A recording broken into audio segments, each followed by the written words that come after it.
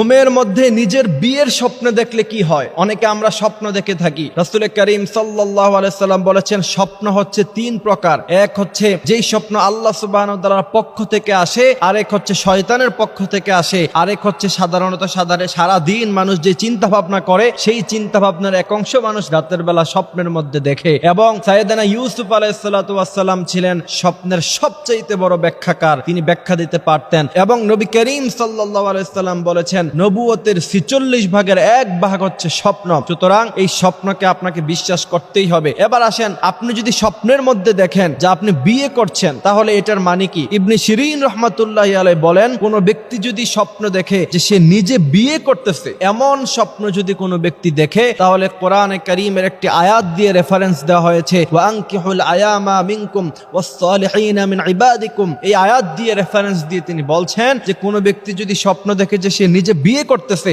তার মানে বোঝা যায় যে আল্লাহ সুবহানাহু ওয়া তাআলা তাকে ধনী বানিয়ে দিবেন, সে অজস্র সম্পদের মালিক হয়ে যাবে। সুবহানাল্লাহি ওয়া বিহামদিহি সুবহানাল্লাহিল আযীম। ওয়া আনকিহুল আয়ামা মিনকুম ওয়াস সালিহিনা মিন ইবাদিকুম। আপনি অনেক সম্পদের মালিক হয়ে যাবেন। তার কারণ হচ্ছে আল্লাহ সুবহানাহু ওয়া তাআলা এই আয়াতে বোঝাতে চেয়েছেন, তোমরা যদি কেউ ধনী হতে চাও, তোমাদের দরিদ্রতা মোচন করতে চাও, তাহলে তোমরা বিয়ে করে নাও। কিন্তু আজকাল আমাদের সমাজের অবস্থা কি? আমরা বলি যে আগে ধনী হব, এস্টাবলিশড হব, তারপরে বিয়ে করব। কিন্তু রব বলছেন, আগে তোমরা বিয়ে করো, আল্লাহ অটোমেটিক্যালি তোমাদেরকে ধনী বানায়া দিবে। সুবহানাল্লাহি ওয়া বিহামদিহি সুবহানাল্লাহিল আযীম। এবার আপনার কাজ হচ্ছে সম্পূর্ণরূপে হালাল ইনকাম করা, ৫ ওয়াক্ত নামাজ পড়া, তাকওয়া অর্জন করা। যদি আপনি এগুলি করতে পারেন, আল্লাহ পাক বলছেন, ওয়া মাইয়াত্তাকিল্লাহা, যে ব্যক্তি আল্লাহর উপরে তাকওয়া অবলম্বন করলো, ইয়াজআল লাহু মাখরাজান ইয়ারযুকুহু মিন হাইসু লা ইহতাসিব। বেহিসাব রিজিক। কত রিজিক আপনি চান, আপনার কল্পনাকেও হার মানাবে, এর চাইতে বেশি রিজিক আল্লাহ পাক আপনাকে দিয়ে ভরপুর করে দিবে। সুবহানাল্লাহি ওয়া বিহামদিহি সুবহানাল্লাহিল আযীম।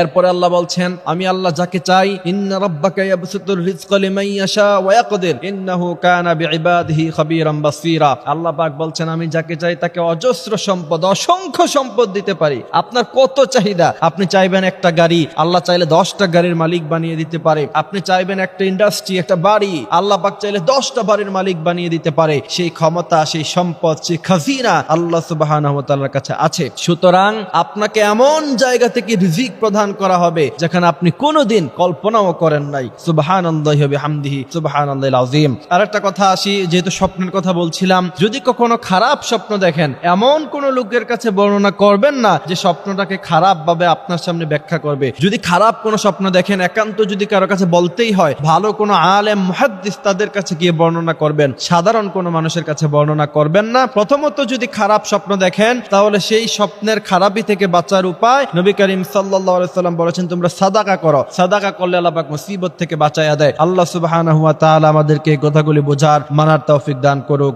আমিন।